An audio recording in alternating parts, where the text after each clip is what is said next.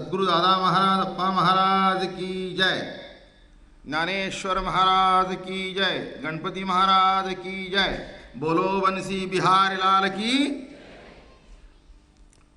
कृष्णमूर्ती होय गे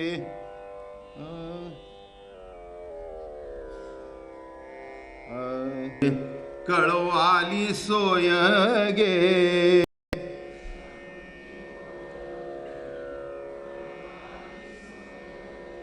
कृष्णमूर्ती होय गे कळो आली सोय गे,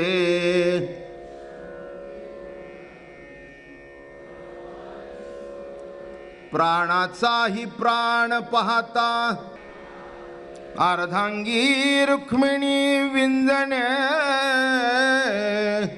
वारीती गोपी बाळा गे गोपी बाळा गे, तुळशी माळ गळा गे कस्तुरीचा टिळा गे,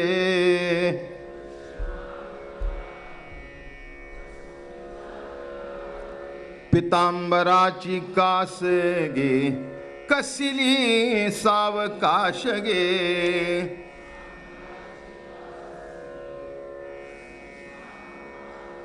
नारद तुंबर गायन करीती,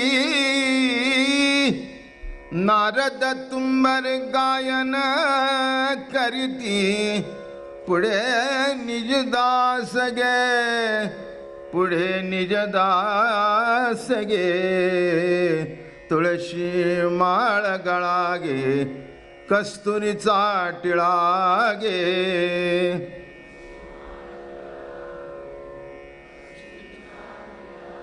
भक्त कृपेची माय गे ओळखू आली विठाई गे,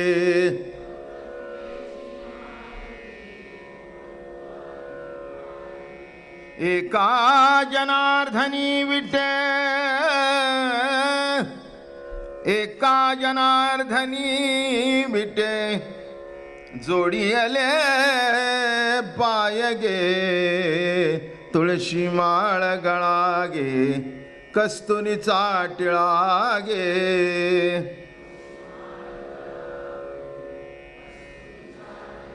अर्धांगी रुक्मिणी विंजणे, अर्धांगी रुक्मिणी विंजणे, वारीती गोपी बाळा गे गोपी बाळा गे, तुळशी माळ गळा गे कस्तुरीचा टिळा गे,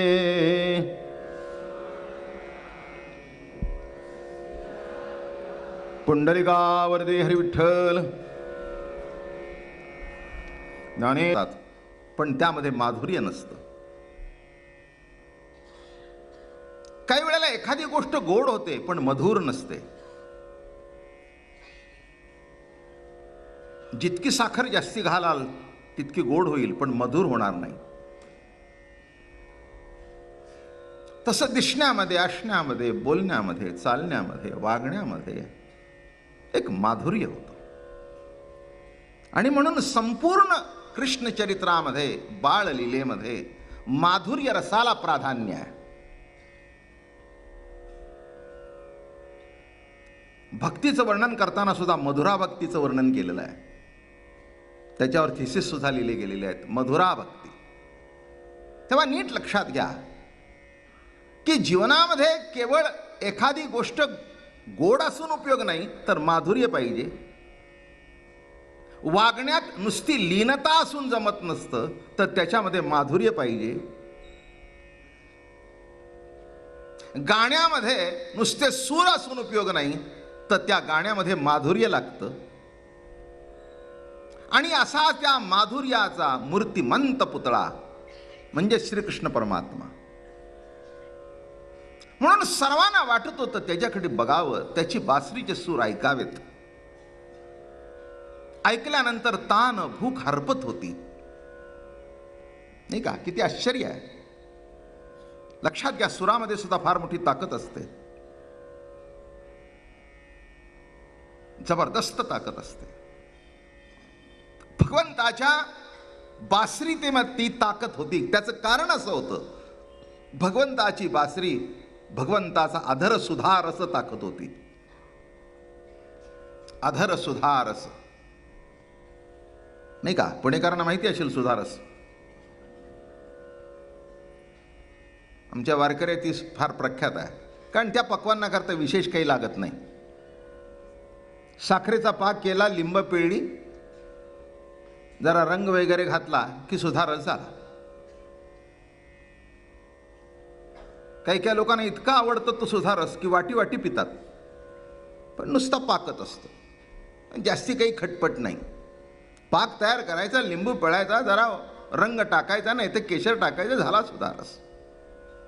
पण इथे शब्द कसा आहे, भगवंताचा अधर सुधा रस. अधरी धरोनिया वेणू, बरं का, आणि त्याच्यातून जो रस बाहेर पडत होता, भूक तान हरपत होती. असा हा माधुर्य रसाने प्रगट झालेला परमात्मा अनेक लीला त्यांनी केल्या गोकुळामध्ये. सुरुवातीला सांगितलंय, जी लीलया घडतं ती लीला. लीलया घडतं ती लीला, सहज सहज अवजून करणं निराळं, आणि लीलेतून काहीतरी गोष्ट तयार होणं निराळं. काही काही बायका अवजून स्वयंपाक करतात, आणि एखादी सुगृण जर असेल तर इतकं लीलया स्वयंपाक करते. गंमत म्हणून सांगू, पाण्याला फोडणी दिली तरी ती गोड लागते. त्याच्यामध्ये सुद्धा रुची असते, कारण कुठे अवजून केलेलं नाही, पण त्यामध्ये एक लीला आहे. राम अवतारामध्ये लीला नाही, सगळं म्हणजे कसं शिस्तबद्ध काम, चालणं, बोलणं, उठणं, कुणाशी बोलावं, कुठे बसावं, कसं वागावं, कुणाबरोबर भाषण करावं, सभेत जाऊन कसं बसावं. कृष्ण भगवंताच्या बाबतीत तसं नाही. कुणाही शेजारी बसला, कुठेही जाऊन बसला, आणि कुणाबरोबरी बोलला, कुणाबरोबरी जेवला. म्हणून गंमत बघा, त्याची चोरी सुद्धा लीला ठरली, आणि इतरांचं महत् कार्य सुद्धा, त्याच्याबद्दल सुद्धा कोणी गुणवर्णन करत नाही. पण कृष्णाची साधी लीला माणसाला आनंद देऊन जाते. आणि म्हणून कृष्णमूर्ती होय गे, कळो आली सोय गे, आणि प्राणाचाही प्राण पाहता सुख सांगो काय गे. शब्द कसा वापरला, प्राणाचा प्राण. आपण एक शब्द दुसरा वापरतो, तो की नाही माझा जीवकी प्राण आहे, जीवकी प्राण आहे, हा भाग झाला. आणि हा प्राणाचा प्राण आहे.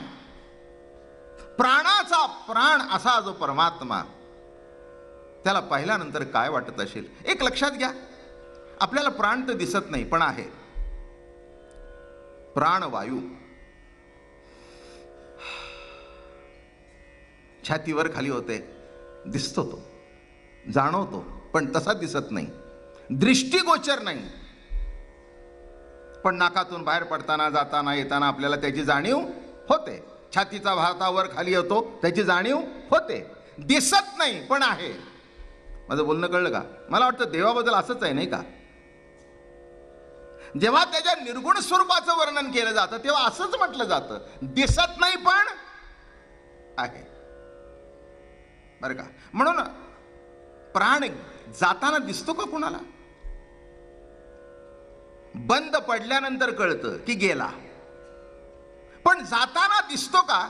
दिसता असला ना तर साठून ठरला असता, आणि कुणाच्या हातात सापडत नाही. आणि जिथपर्यंत हातात सापडलेला आहे तिथपर्यंत माणसं बिनधास्तपणाने जीवन जगत असतात. खाणं चालू आहे, पिणं चालू आहे, वारी चालू आहे. उलट सांगू का, चोरी चालू आहे. वारी करणाराही, देवदर्शनाला जाणाराही पायाने जातो, आणि हा चोरी करणाराही त्याच पायाने जातो. पण दोघांच्या जवळ प्राण आहे, बरं का? दोघांच्या जवळ प्राण आहे. म्हणून शब्द वापरताना कसा वापरला? प्राणाचाही प्राण सुख सांगो काय गे. यदा कदाचित तोच जर प्राण तुमच्या समोर सगुण साकार होऊन उभा राहिला तर त्यातला आनंद काय आहे, आणि तो आनंद गोकुळच्या लोकांनी अनुभवला. साधं एखाद्या व्यक्तीवर आपलं प्रेम असेल आणि ती जर दिसली तर आपल्याला किती आनंद वाटतो. मग प्राणाचा प्राण जर समोर येऊन उभा बसला, आपल्याशी बोलू लागला, तर किती आनंद असला पाहिजे. आणि म्हणून गोकुळच्या लोकांनी जे सुख भोगलं ते कुणीच भोगलं नाही. एक सांगतो, कदाचित गोकुळवासियांना हा देव हे कळला नसेल, पण बरं वाटणं कुणाला कळत नाही. जे बरं वाटतंय ते मला वाटतं प्रत्येकाला कळतं, लहान मुलाला सुद्धा कळतं. लहान मुलाचं बरोबर सांगू का, आपल्या आईने उचलून घेतलं हे त्याला कळत नाही, पण आईच्या कडेवर गेल्यानंतर त्याला बरं वाटतं म्हणून तेही गप्प बसतं. डोळे झाकलेले असतात त्या लहान बाळानं, दुसरं कोणीतरी घेतं ते रडतं, आणि आईने घेऊन असं छातीला लावलं की ते गप्प बसतं. काय त्या स्पर्शातून जाणीव आहे, किंबहुना हीच जाणीव आहे की हाच पोटातला स्पर्श आहे. 9 महिनेचा स्पर्श होता, त्या स्पर्शाची जाणीव आहे, ती ऊब आहे. कशा करता सांगतो मी. आईची ऊब जर जाणवते तर आईची आई, पित्याचा पित्या, जीवीचा जीवलग, सख्याचा सखा असा जो परमात्मा, त्याला जर बघितलं तर का कुणाला बरं वाटणार नाही. न कळू दे.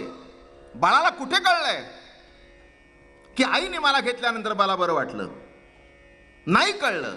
कळलं जरी नाही तरी बरे वाटतंय. तसं गोकुळातले गोप गोपिका ह्या साध्या होत्या, गंवार होत्या, त्यांना कळत नव्हतं. पण मला असं वाटतं त्यांचं भाग्य थोर आहे, त्यांना कळलं नाही पण वळलं होतं. कळलं नाही न वळलं होतं म्हणून तो त्यांच्या गायी वळवण्याकरता त्यांच्या घरात आला. एवढं मोठं थोर भाग्य आहे. आणि म्हणून या ठिकाणी निन्याळे अभंग आपल्या पुढे मांडले. नित्यानंदा पुढे आनंद तो कोण, विषय सुखबाई बापुडे तीक्षीण. नित्यानंदा पुढे आनंद तो कोण. परमात्म्याचं वर्णन करताना आपण करतो सच्चिद आणि आनंद. कसा आहे परमात्मा? सद. सद म्हणजे सतत आहे तो. चिद म्हणजे प्रकाश रूप आहे तो, आणि जो प्रकाश रूप आहे तोच आनंद रूप आहे. तुम्ही म्हणाला अजून खुलाशेवार सांगा. सांगतो ना. जे पातळ आहे तेच पांढरं आहे, आणि जे पांढरं आहे तेच गोड आहे, आणि म्हणून दूध आहे. पातळ आहे आणि पांढरं आहे आणि आंबट आहे. दूध आहे का? नाही, ताक आहे. पण त्या दुधामध्ये तिन्ही गुण एकटलेले आहेत. उदाहरणार्थ सोनं. सोन्याचा पिवळेपणा, त्याचं लस्टर, चमक आणि त्याचं घनत्व मिळून सोनं. तसं सच्चिदानंद 3 शब्द जरी असले तरी जे सतत आहे, बरं का, सतत आहे. मी असू दे नाही तर नसू दे, ती ईश्वरी सत्ता सतत आहे. नुसती सतत नाही तर चिद रूपानी आहे. चिद म्हणजे प्रकाश रूप आहे आणि आनंद रूप आहे. काही काही वेळेला वेदांत सांगताना असा अर्थ केला जातो, काही काही वेळेला काय असतं उलट सुलट सांगितलं जातं. ते कसं? सद म्हणजे काय तर चिद नव्हे तो. चिद म्हणजे काय? जे जड नव्हे ते. आणि आनंद म्हणजे काय तर दुःख नव्हे तो. नाथ महाराज म्हणाले असं उलट का सांगतो? सद तेच चिद, चिद तेच आनंद, स्वरूपी नाही त्रिविध भेद, एकवद सच्चिदानंद. एका दूध शब्दामध्ये तिन्ही आलं. असं कशाला सांगतो? हे नाही ते. माझं म्हणणं कळलं? हे नाही ते का सांगतोस? हे असंच आहे, सतत आहे, प्रकाश रूप आहे. बघा, तुमच्या माझ्याजवळ ते ज्ञान सतत आहे का नाही? सतत आहे. सतत आहे, नुसतं सतत नाही तर प्रकाश रूप आहे. प्रकाश रूप आहे म्हणजे कळलं का कसं? प्रकाश रूप म्हणजे लाईटचा प्रकाश तसा नव्हे. सतत सर्व इंद्रियातून ती सत्ता मला प्रकाशित करत आहे. बघितल्याबरोबर प्रकाशित झालं, हे अमके आहेत, हे अमके आहेत, हे अमके आहेत, हे अमके आहेत. घोटाळा होत नाही. माफ करा मला. 20 वर्ष संसार केला आणि एका बाईला आपला नवराच ओळखता आला नाही 20 वर्षांनी, किंवा आपली बायकोच ओळखता आली नाही, किंवा आपली मुलंच ओळखता आली नाहीत. काय होईल? काय होईल? ब्रह्मघोटाळा होईल. साधा नाही म्हणून शब्द वापरलाय. कोणचा घोटाळा? अहो म्हणले सध्या त्यांची परिस्थिती वाईट आहे. अहो काय झालं? अहो नवऱ्याला ओळखत नाही ती, बायकोला ओळखत नाही तो. अहो काल त्यांना दूध प्यायला दिलं आणि म्हणतात काय कॉफी सुंदर आहे. माझं बोलणं कळलं का? तुमचं माझं आयुष्यामध्ये जी किंमत आहे ते प्रत्येक गोष्ट प्रकाशित होते. डोळे झाकलेले आहेत. आमचे दादा महाराज दृष्टांत द्यायचे, फार सुंदर द्यायचे. ते म्हणाले एकाच्या तोंडामध्ये केळ म्हणून रताळं घातलं आणि त्याला सांगितलं आहा हा काय केळ आहे? तो म्हणले काय बनवता का? अहो हे काय केळ आहे का? हे रताळ आहे.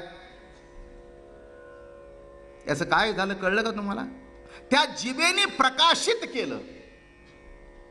मी प्रकाश सांगतोय, सत चित म्हणजे जे प्रकाशित करतंय. जिभेवर ठेवल्याबरोबर आतली जीभ सांगते रताळ, आतली जीभ सांगते केळ, आतली जीभ सांगते बटाटा. हे बटाटा रताळा किती जवळ आहेत नाही का?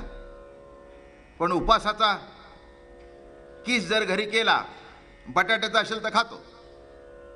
चुकून काही काही टायमाला बायको म्हणते रताळाचा केलाय. अगं म्हणते असं काय सांगते, बटाट्याचा आहे ना.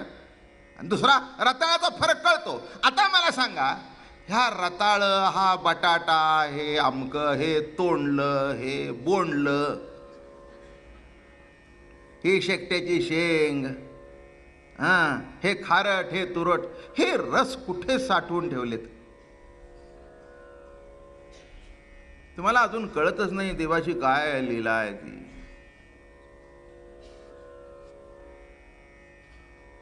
ठेवल्याबरोबर सांगतोय मीठ जास्ती आहे, मीठ कमी आहे, मीठ नाही. जरा खारट झालंय, जरा तुरट झालंय, आज छान झालंय, आज तस्सं झालंय. हे तस्सं मोठं गमतीच आहे नाही हो. नाही का एखाद्याकडे आपण जेवायला जातो, बायको शेजारी असते, बघा जरा नीट लक्षात ठेव चांगली भाजी केली आहे. किंवा घरामध्ये आई स्वयंपाक करत असते पूर्वीची, मग तिच्या हातची प्रत्येकाच्या माणसांच्या जिभेमध्ये आपल्या आईच्या स्वयंपाकाची रुची असते, कारण लहानपणापासून ती करत असते. मग तो सांगतो आई थकली आहे बरं का, आईकडून आमटी शिकून घे. मग ते बायकोला आमटी शिकवते, बघ माझ्या गोविंदाला अशी आमटी लागते, त्याच्यामध्ये असा आमसूल घाल, असा गुळ घाल, अशी फोडणी दे, असं तिखट घाल, असा कांदा घाल. मग ती बायको हौशीने करते, कारण तिला सासूच्या वरचं ठरायचं असतं. प्रत्येक वेळेला नवरा जर म्हणला ना माझ्या आईसारखं नाही, तर बाईला अपमान वाटतो. It's a greatest insult in life for her. लग्न झालेल्या बायकोला जर आपला नवरा आपली आई विसरला तर तो तिचा विजय आहे. काय हसताय तुम्ही? हो जीवनातला मोठा विजय आहे तिचा तो.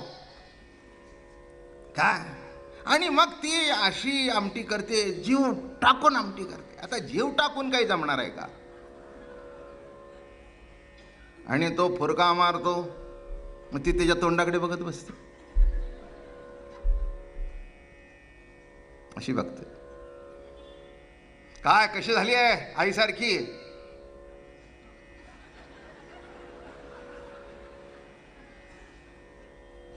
आईसारखी नाही म्हणाला, जवळपास झाली आहे. काय जवळपास म्हणजे संपलं. अहो तासभर मी गटफट करत होते. अगं म्हणाला पहिल्यांदाच केली आहेस ना, करता करता होईल, एवढा राग मानू नकोस. पण एक सांगतो, तशी झाली नाही. मी काय सांगतो, एकच प्रश्न विचारायचा आहे, हे जे तस्सं आहे ना ते कुठे साठवलंय, एक्झॅक्टली कुठच्या पॉईंटला आहे. आणि मग ती बायको जिद्दीची होती, अगदी सासूच्या खणपटीला पडून, सासूबाई तुम्ही शिकवा करता करता एक दिवस जमलं बरं का. Practice makes a man perfect. रोज रोज रोज रोज करून इतकीच आणि असा फुरका मारला, वा. ते म्हणले पुढचं बोलू नका. आता मला पुन्हा तुमच्या आईच्या सारखी का माझ्या आईच्या वा. नीट लक्षात घ्या, ही जी रुची एक विशिष्ट पॉइंटला धरून ठेवलेली आहे ती कोण प्रकाशित करतं. काय गंमत आहे. आणि विज्ञान युग झालं म्हणताना तुम्ही चर्चा करता देव आहे का नाही. हे कोण धारणा, कोण प्रकाशित करतो. एक मी अभंग सांगत असतो, हे सांगत असताना, जिव्हा जाणे फिके मधुर की क्षार, एर मौस पर हाता न कळे. काय तुकोबाराय लिहितात बघा, काय लिहितात बघा. जिव्हा जाणे फिके मधुर की क्षार, एर मौस. मी काय सांगतोय कळलं का तुम्हाला. सच्चिदानंद आनंद शब्दात सांगायचंय म्हणून हे मागचं सांगतोय. जिव्हा जाणे फिके मधुर की क्षार, एर मौस पर हाता न कळे. नवीन लग्न झालं होतं, फ्लॅट बीट नवीन घेतला होता, सजवला होता चांगला, दोघंच नवरा बायको होते, कोणी नव्हतं. आणि रविवारचा दिवस आजच्या सारखा, तीही मोकळी तोही मोकळा. रोज कुठेतरी आपलं सँडविच खा, कुठेतरी काय खा, कुठेतरी धाब्यावर जा. संसार धाब्यावर बसवल्यानंतर धाब्यावरच जावं लागतं. माफ करा, मला अशा कोट्या काहीतरी करायची सवय झाली आहे मला. मी तरी काय नाही का, धाब्यावर संसार बसवल्यानंतर धाब्यावर नाही जाणार तर कुठे झालं का. मग तिने काय तुम्हाला सांगू, अशी भाजी केली तुम्हाला सांगू, वाटून बिटून अगदी हिरवा मसाला, लाल मसाला, ते अशी वाटीतलं बोलमध्ये कालवण असं दिसत होतं, लाल सर. त्याच्यावर कोथिंबीर काय, नारळाची सोय काय, डेकोरेशन काय, तुफान झालं. नवरा आवडीने जेवायला बसला, त्याच्यामध्ये हात घातला, घातल्यावर तिने सांगितलं, असाच धरला हात. कसं झालंय सांगा.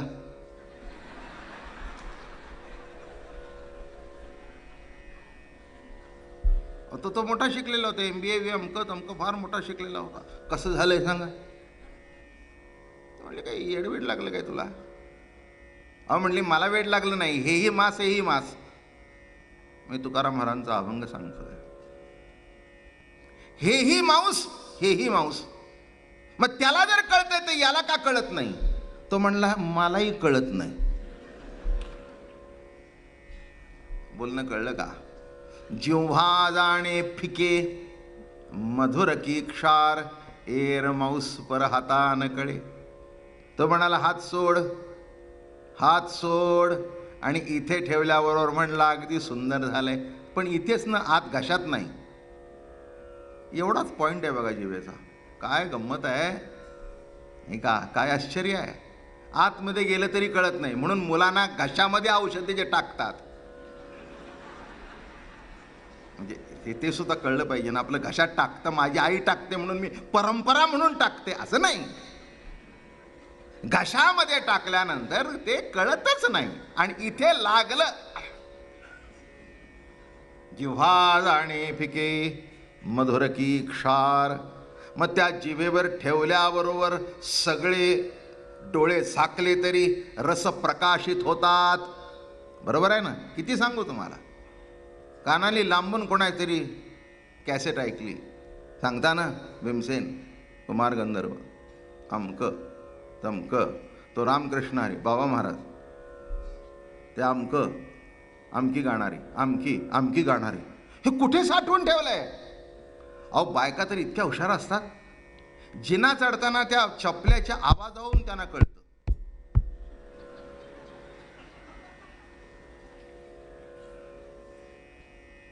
काय आवाज आला, दुसरी मैत्रीण होती, मालक आले बरं का. नाही नाही म्हणले, ते धबाक धबाक चालले, आमचे खसखस चालतात.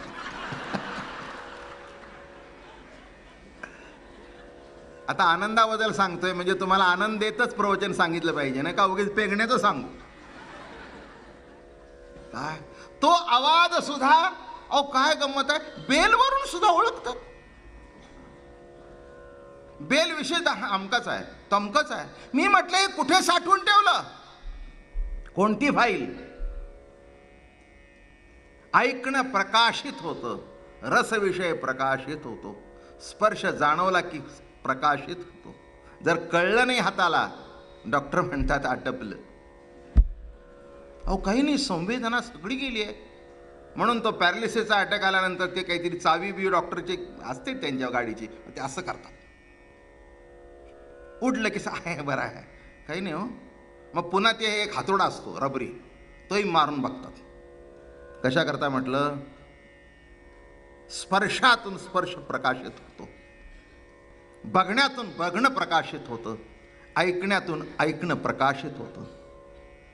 सर्व इंद्रिय ज्ञान स्फूर्ती, ते ब्रह्मीची ब्रह्मशक्ती, ब्रह्मीची ब्रह्मशक्ती जे प्रकाशित करत आहे मला. म्हणजे बघा, सतत आहे, नुसतं सतत नाही तर प्रत्येक क्षणाला प्रकाशित करत आहे. रस्त्याने चालताना प्रकाशित होत आहे, इकडे चाल इकडे चाल, मधून चालू नकोस, तिकडून गाडी आली तिकडून सायकल आली. एक दिवस जर प्रकाशितच नाही झालं तर निवांत रस्त्याने चालले होते, निवांतपणे सगळे त्यांना घरी घेऊन आले जमून.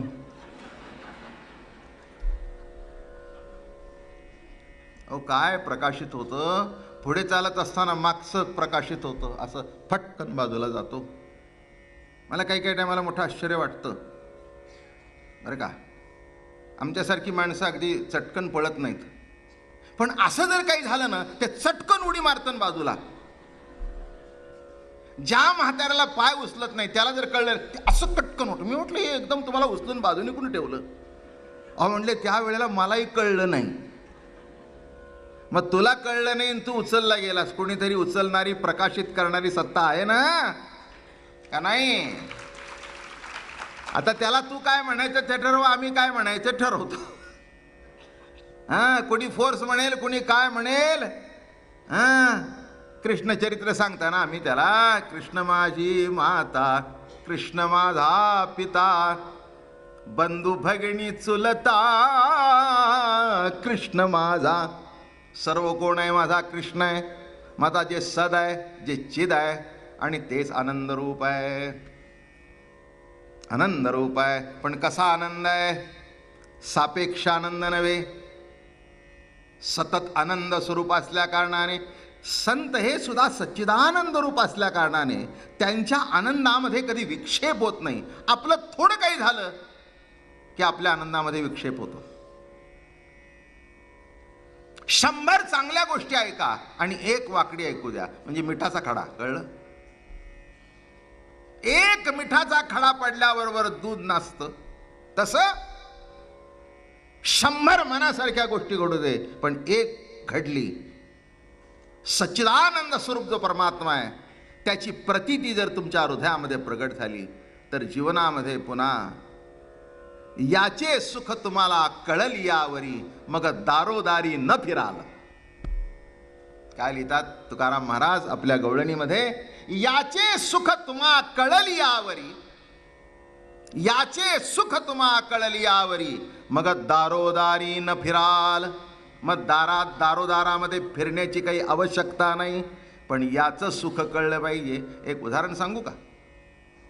एक विशिष्ट ठिकाणी चहा चांगला मिळतो म्हटल्यानंतर मनुष्य 1 किलोमीटरहून तो चहा पिण्याकरता येतो. विशिष्ट ठिकाणी वडा चांगला मिळतो म्हटल्यानंतर, विशिष्ट ठिकाणी पुणेरी मिसळ चांगली मिळते म्हटल्यानंतर मग तो तिथे येतो. किंवा उलट घडतं, प्रसंगी एका दुकानात शिरतो आणि सांगतो मिसळ आणा. मग दुसरा मित्र असतो, खातो मिसळ, पैसे दिलेत, पण मित्राला म्हणतो हे बघ रे, तिथली मिसळ काही निराळीच बरं का. माझं बोलणं कळलं का. खातोय इथली, पण मनातली रुची घेतोय त्या आनंदाची. मनात काय आहे ती म्हणजे तीच. ती म्हणजे तीच. म्हणजे हा जो नित्य आनंद आहे, महाराज म्हणतात असा जो सच्चिदानंद परमात्मा, तोच गोकुळामध्ये अवतीर्ण झाल्या कारणाने त्याची प्रत्येक गोष्टीतून माणसांना आनंद भेटत होता. त्याच्या खोड्यातून आनंद, त्याच्या बोलण्यातून आनंद, त्याच्या शिव्यातून आनंद, त्याच्या नटखटपणामधून आनंद. आनंदाची प्रतीती जर आपल्या हृदयात प्रकट झाली तर एक मोठा शब्द वापरू नये पण वापरतो, तो मनुष्य आनंद प्रक्षेपित करत असतो. आणि आनंद प्रक्षेपित होतो तेव्हा आपल्याला ऐकावंसं वाटतं, यावंसं वाटतं, बोलावंसं वाटतं. काही काही माणसं द्वेष प्रक्षेपित करतात, काही काही अहंकार प्रक्षेपित करतात, काही काही मत्सर प्रक्षेपित करतात. समोर आलं की काय गंमत आहे बघा. हजारो माणसं तुम्हाला भेटली असतील, तुमचा चेहरा लगेच बदलतो की नाही? बरं का, एखादा तुमचा द्वेष करणार समोर आला की, अगदीच सहोदरी जरी असले, सहोदरी कळलंच ना, अगदी भाऊ तुमचा असला, अगदी मागचा म्हणा पुढचा म्हणा, आणि एकमेकाला एकमेकाचं बरं, अगदी बायकोशी मुलाशी चांगला गप्पा, तितक्यात दादा समोर दिसला, दादा आला बरं का. म्हटलं काय झालं? एकदम अगदी मोकळ्यापणाने बायकोकडे बघून आनंद, मुलाबाळाकडे बघून आनंद. मी एकाला विचारलं, एकदम का हो ट्रान्सफरसी? आमचं काय मोकळेपणाने बोलणं असतं, हसत हसत आम्ही आपलं बोलत असतो गंमत करत. मी म्हटलं का हो एकदम काय झालं? ते दादा निघून गेला. म्हटलं एकदम काय झालं? काय सांगा महाराज म्हणले, त्याला आमचं बरंच वाटत नाही. म्हटलं त्याला नका वाटेल ना, पण तुम्हाला तरी वाटतंय का? आता म्हटले त्याला वाटत नाही, आम्हाला तरी कसं वाटेल? माझं बोलणं कळलं का? तसं काही काही माणसं द्वेष फेकत असतात. असं वाटतं याचं पुन्हा तोंड बघू नये. अहो बाकीच्याचं सोडून द्या, आपल्या पोटची पोरं असली तरी काही काही टायमाला असं घडतं. अशी कितीतरी उदाहरणं बघितली की तर समोर मुलगा आला की त्या बापाचा सगळा चेहरा नरसिंह अवताराचा झाला. मी म्हटलं काय हे, काय हे? लक्षात घ्या, अवघड आहे हे गणित. काय हे असं आहे? पण कृष्णाकडे बघितल्यानंतर काय टाकत होता तो? अरे तो आनंद रूप होता.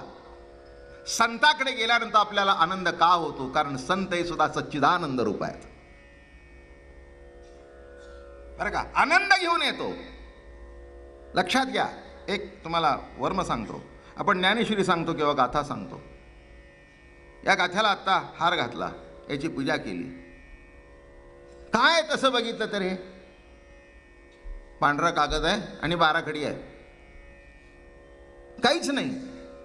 पण ज्यांनी शब्द लिहिले त्यांच्या त्या शब्दातून आनंद असा प्रक्षेपित होत होता. म्हणून ते वाचल्यावर होते म्हणता, आहा काय ज्ञानेश्वरी, आहा काय गाथा, काय भागवत.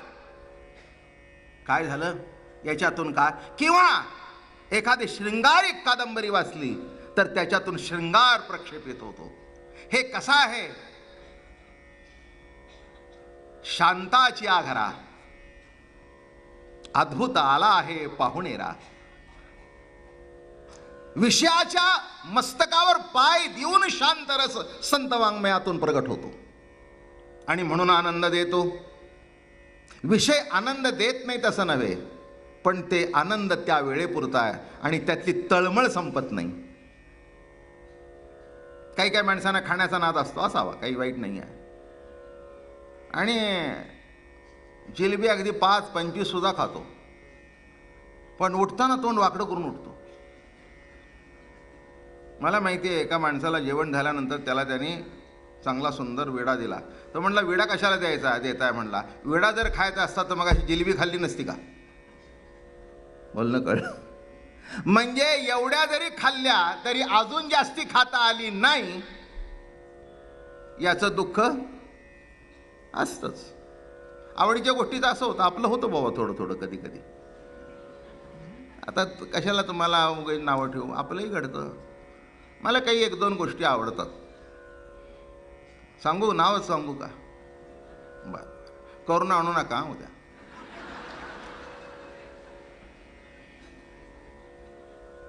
काय आवडतं सांगू का? ही पुरणाची जी कटाची आमटी असते ना, वा, सगळ्याच्या तोंडाला पाणी सुटलं बघा. म्हणजे मी केल्याबरोबर सगळ्यांनी मिटक्या गिळल्या, म्हणजे तुमच्या आवडीचं. पण त्या कटाच्या आमटीचं वैशिष्ट्य असं आहे, ती कटाची आमटी का म्हणतात माहिती आहे का? निरनिराळी नाव आहेत. कोणी शेक म्हणतात बरं का, कोणी सार म्हणतात, कोणी चण्याच्या डाळीची आमटी म्हणतात, पण अस्सल नाव म्हणजे तिचं, किंवा पोळ्याची आमटी म्हणतात, पण अस्सल नाव म्हणजे कटाची आमटी. म्हणजे काय असतं, उकळून उकळून असा त्या पातेल्याच्या भोवती असा कट चढलेला असतो बरं का, त्याला काय म्हणतात? कटाची आमटी. आणि ती मला सकाळी जरी आवडली तर संध्याकाळी पुन्हा तीच खातो आणि पुन्हा म्हणतो उद्या ठेव बरं का.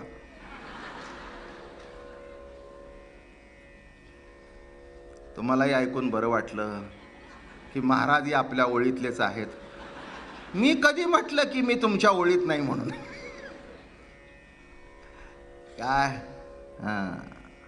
आणि मग पुन्हा खाताना दुसऱ्या दिवशी, काय ग, उकळून उकळून छान छान.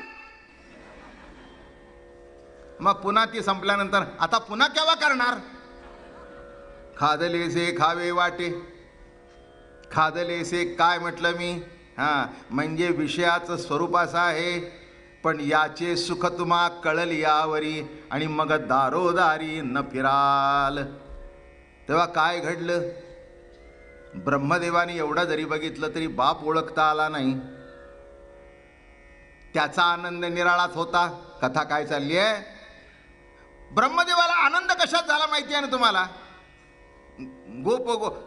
गोपाळ आणि वत्स चोरून नेण्यात, गाई चोरून नेण्यात आनंद. लक्षात ठेवा, वाईट माणसांना आनंद सुद्धा वाईटातून होतो. काही काही माणसाला दुसऱ्या माणसाचा छळ करून आनंद होतो. तो आनंद तामसिक आनंद म्हणावा बरं का, आसुरी आनंद म्हणावा.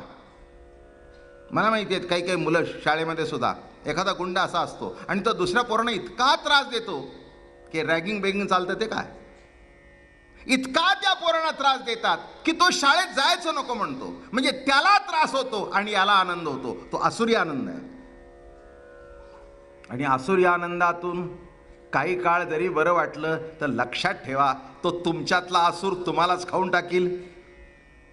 एक सांगू का, आपल्या पोटात झालेला कॅन्सर आपल्यालाच मारतो. काय?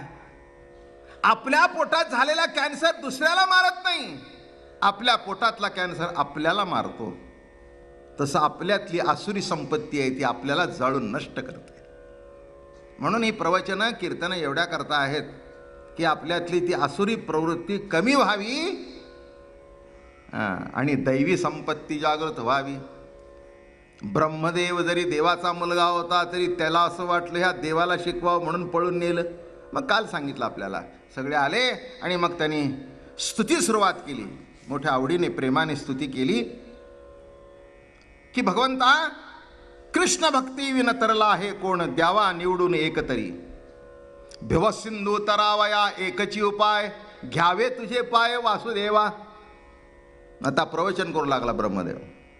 हे कृष्ण भगवंता, हे सच्चिदानंद रूपा, हे प्रभुराया, मला एक निश्चित कळलं बरं का.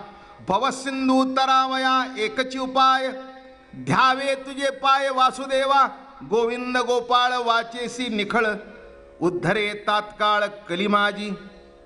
कलियुगामध्ये जर उद्धार व्हायचा असेल तर एकच मोठा उपाय आहे, भगवंताचं नाम.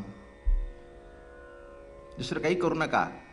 नको ते करता म्हणून होतं खरं, पण काही फलश्रुती होत नाही. जे करायचं ते त्या युगाकरता जे अनुकूल आहे ते करावं. सध्या मुंबईला ट्रेननी जाता येत असेल तर ट्रेननीच जा. आमचे पंजोबा पहिल्यांदा मुंबईला बैलगाडीने गेले होते म्हणून एका भातदारांनी पुण्यातून बैलगाडी काढली. सुंदर खिल्लारी बैलगाडी अमकं. ते म्हणले कुठे निघालो? म्हणले येथं वडील जे जे करती तया नाम धर्म ठेवीती. आमचे वडील बैलगाडीतून गेले होते, आजोबा गेले होते, मग आम्ही काय विमानाने जावं का? मूर्खपणा आहे. ते म्हणले तुम्हीच ठरवा. बरं का. जिथे विमानाने अर्धा तास,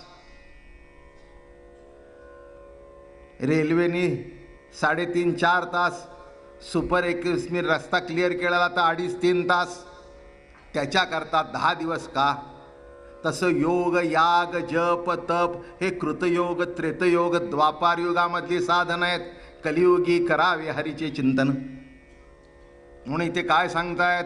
नारायण नारायण करी जो पारायण, तो उद्धरे जाणी इहलोकी.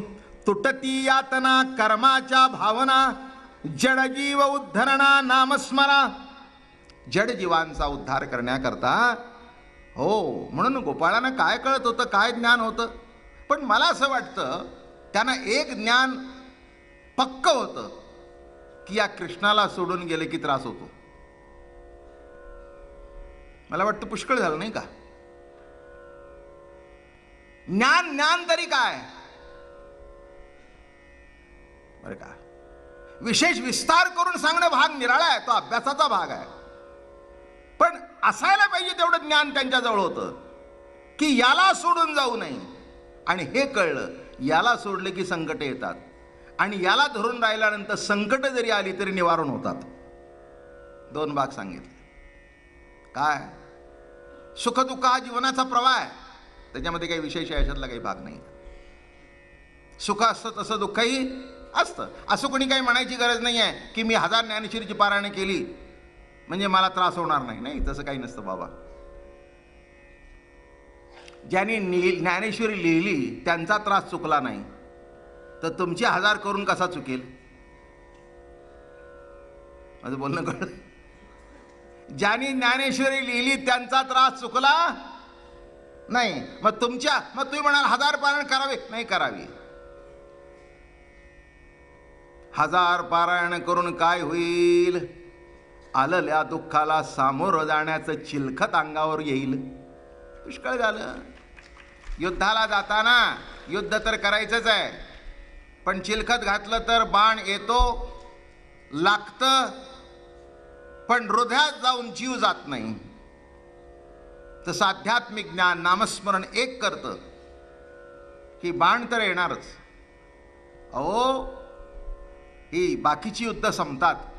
जीवनातलं महान युद्ध जे तुमच्या माझ्या चालू आहे ते कधी संपत नाही, शेवटपर्यंत संपत नाही. मेल्यावर सुद्धा मागच्याला युद्ध असतं की नाही? मेल्यावर सुद्धा मागच्याना युद्ध आहेच.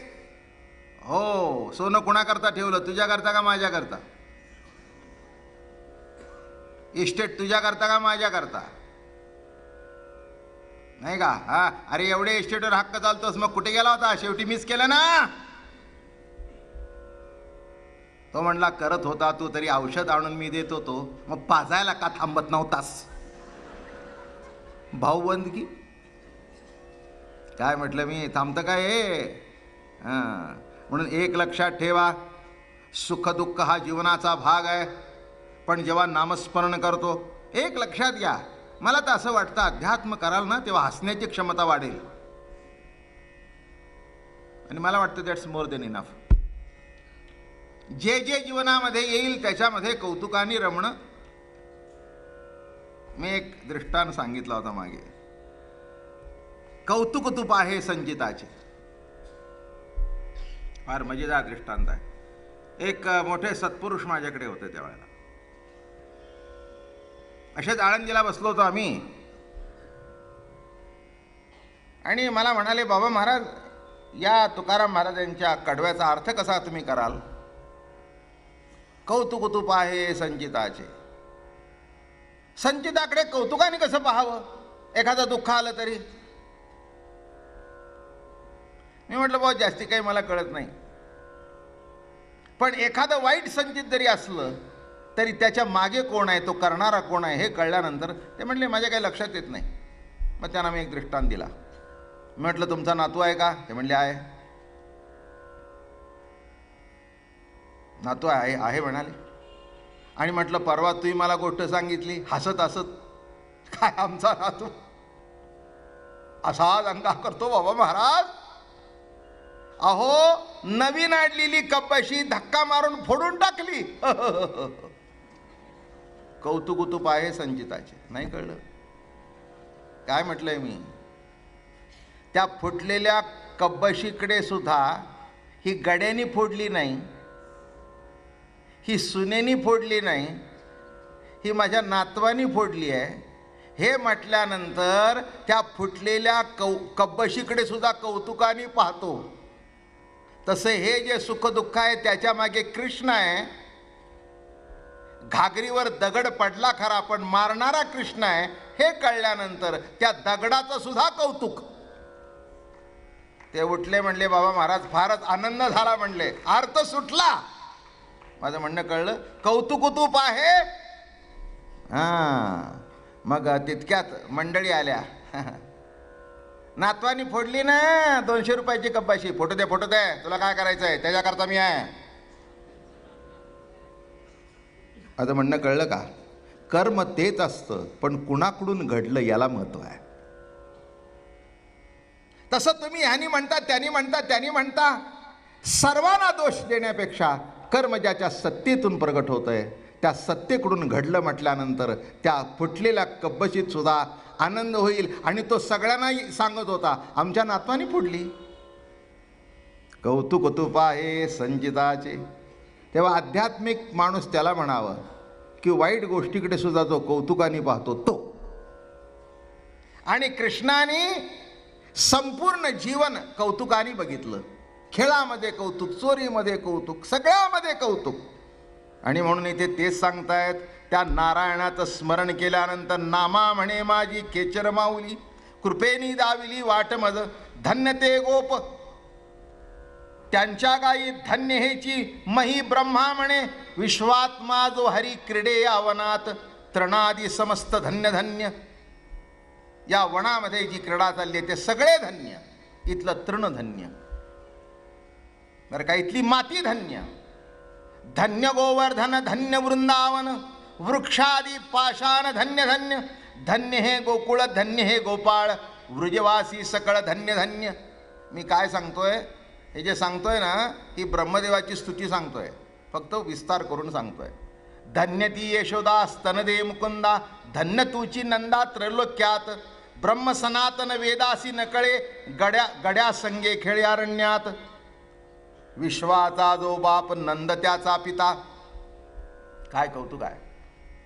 पहिला शब्द काय वापरला? विश्वाचा जो बाप आणि नंद त्याचा पिता. आता विश्वाचा बाप आणि नंद त्याचा पिता, कसं आहे का नाही गंमत बघा. विश्वाचा जो अधिपती आहे, विश्वाचा बाप आहे, पण काय कौतुक आहे? कौतुक सांगतो काय कौतुक आहे, तर तो नंदाच्या पोटी बाळ होऊन आला. ब्रह्माणी गोवळपणे, यज्ञभोक्ता आणि उच्चिष्ट खाणे, वेदाशी स्तविता उगाची बैसे, आणि गवळणीच्या शिव्या ऐकून या खदखदासे. आहे की नाही गंमत?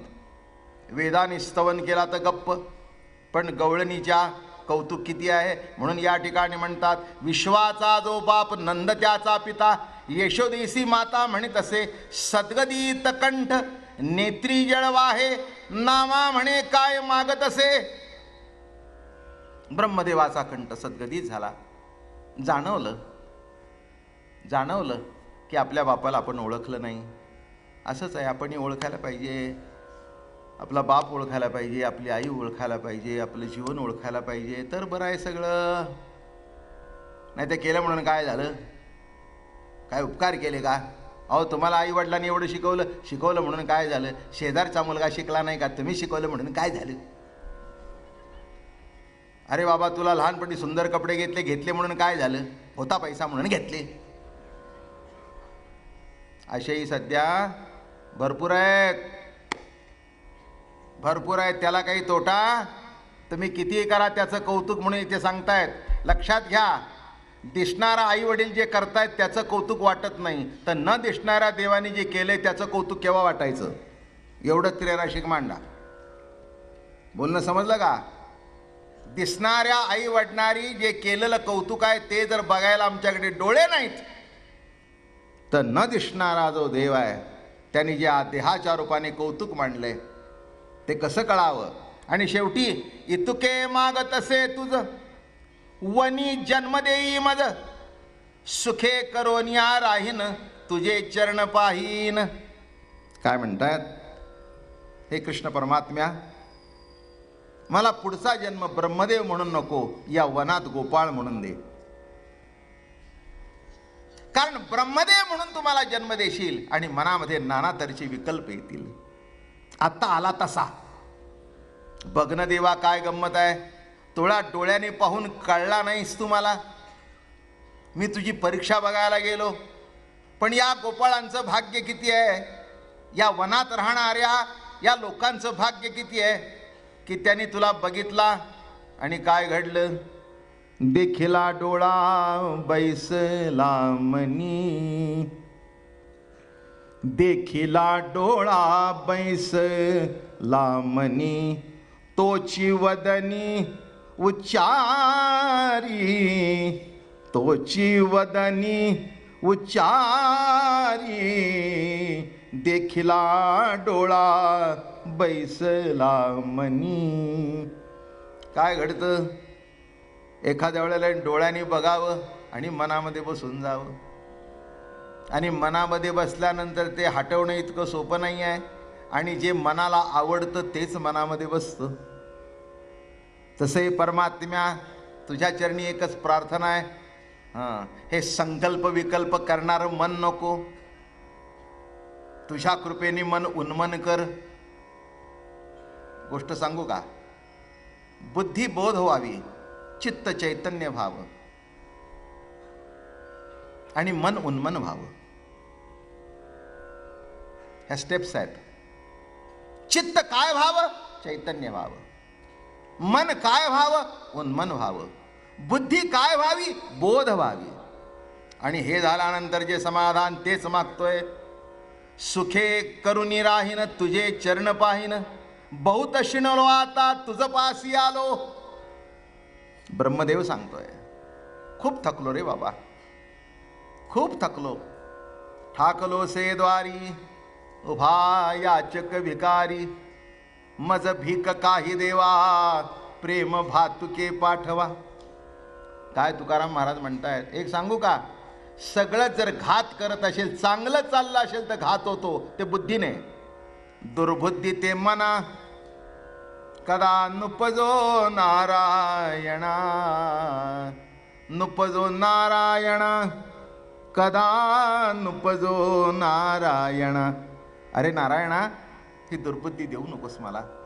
आणि ती झाली म्हणून म्हणतात, न करिया व्हेर दास तुझा मी किंकर. सख्या कृष्णनाथा, आता माझा अव्हेर करू नकोस. सख्या घेतले पदरी, आता न टाकावे दुरी. मला पदरात घेतलेस, आता दूर टाकू नकोस. ब्रह्मा येतो काकळती, नामा म्हणे देवाप्रती. काय देशील याजला, ब्रह्मा म्हणे नकळे मला. म्हणसी देईन मी मुक्ती, तरी ऐके रमापती. मारायासी आले, त्यासी स्वरूपी मिळविले. कसा ब्रह्मदेव आता बोलतोय बघा. आता बोलणं निराळं आहे. अरे बाबा, तू म्हणशील तुला मुक्ती देतो. अरे जे तुला मारायला आले त्याला मुक्ती देतोस. मी तुला शरण आलोय. ज्याने तुला मारलं त्यांना मुक्ती दिलीस. न फिटे याचे पूर्ण, तुझवरी झाले ऋण. एथोनी नवदासी मज, कळले मानसी. आणोनिया देती गाई गोपाळ समस्त. घाली पोटामध्ये डोई, क्षमा करी माझे आई. अरे या गवळ्यांना दिलंस ते तू कुणालाच दिलं नाहीस.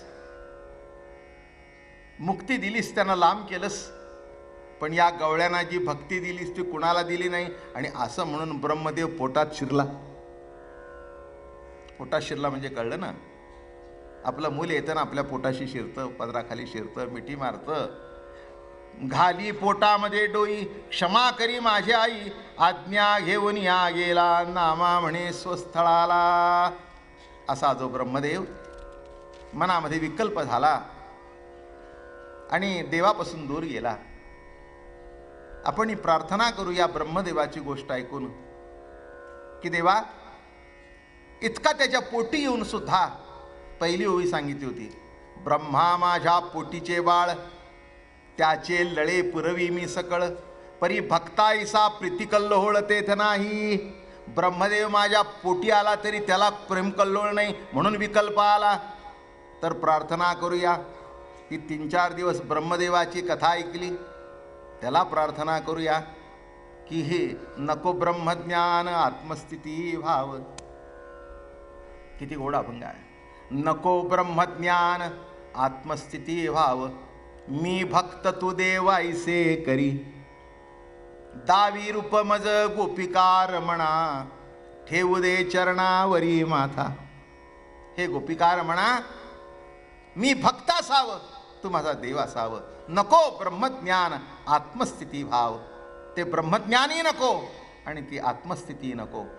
असं म्हणून ब्रह्मदेव स्वस्थळी निघून गेला. त्या गायी तिथे आणल्या बरं का. गायी आणल्या, तिथेच मूर्छित झालेल्या होत्या. ब्रह्मदेवाने गायी गोपाळावर माया केली, पण भगवंताच्या मायेचं लौकिक असा होता की ब्रह्मदेवच त्या मायेत अडकला. त्याला त्या मायेतून बाहेर पडता येईना. देवाला शरण गेला. आणि काय तुम्हाला सांगू, असं बघितल्याबरोबर जे मूळचा हा झाला होता ते सगळं संपलं आणि पुन्हा सगळे जागृत झाले. आणि जागृत झाले ते पुन्हा त्याच आठवणीत. काल जे घडलं होतं तीच आठवण, ते स्मरण, कुठेही काही फरक नाही. म्हणजे पहिल्यांदा 1 वर्षापूर्वी जे गेले तेव्हाही कळलं नाही, आणि 1 वर्षानंतर गावी पुन्हा गोकुळात गेले तेव्हाही कळलं नाही. म्हणून म्हणावं, नकळे नकळे लाघव दयाचे, आणि ब्रह्मादिक झाले ती पिसे. काय म्हणतात? नकळे नकळे लाघव दयाचे आणि ब्रह्मादिक झाले पिसे. राधारमण, 1, 2, 3 गोष्टी सांगायच्या. 16 तारखेला एकादशी आहे, तेव्हा एकादशीला कीर्तन. राधारमण हरी गोविंद राधे, गोविंद राधे हरी गोपाल राधे. गोविंद राधे हरी गोपाल राधे. गोविंद राधे हरी गोपाल राधे.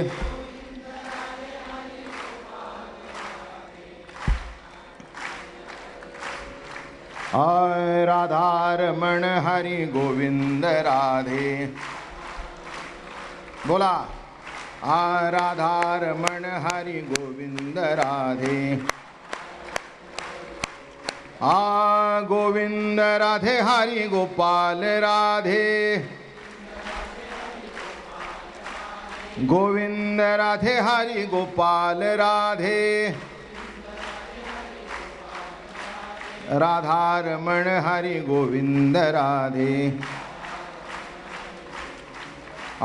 राधारमण हरी गोविंद राधे. पुंडलिका वरदे हरी विठ्ठल श्री ज्ञानदेव.